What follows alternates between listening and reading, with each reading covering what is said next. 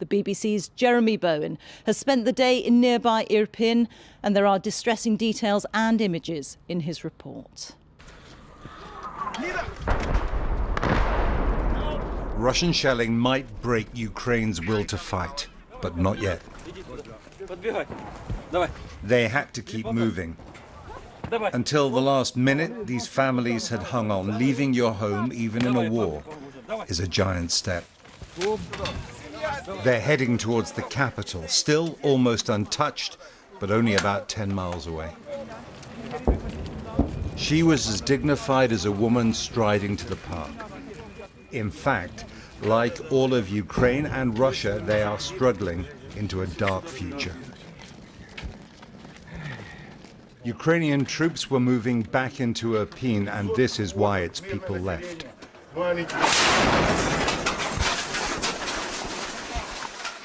Journalists tried to help the casualties. A family, mother, father, and 2 children were killed by another shell. This was inside the town, Russia's target as it tries to revive its offensive. The civilians are getting out over what's left of a bridge that was blown to slow down the Russians if they take Irpin.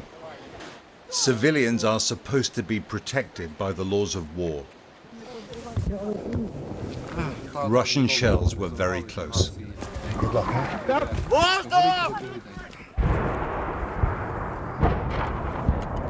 Stopping was not an option. "I'm okay," she said. "Keep going." A disabled man couldn't make it up the steep riverbank on his own. There's a fair amount of incoming fire coming into this now. Artillery fire. There are loads of civilians around. Families coming out. There's a lady there with her dog following on. This is the edge of the town that the Russians have got to. Civilians were in the firing line, but the Russians might have been trying to knock out nearby active Ukrainian artillery. Casualties and evacuees were taken to an assembly point in a suburb about a mile away. They were still in range of Russian guns, but for now, relatively safe. Vladimir, 85, a 30-year veteran of the Soviet army, got his family out. "I served for many years," he said. "Right now, I tear those fascists into pieces. They're killing people for no reason. That's what's really painful." On the way out, families grabbed their most precious things: puppies, pets, some comfort.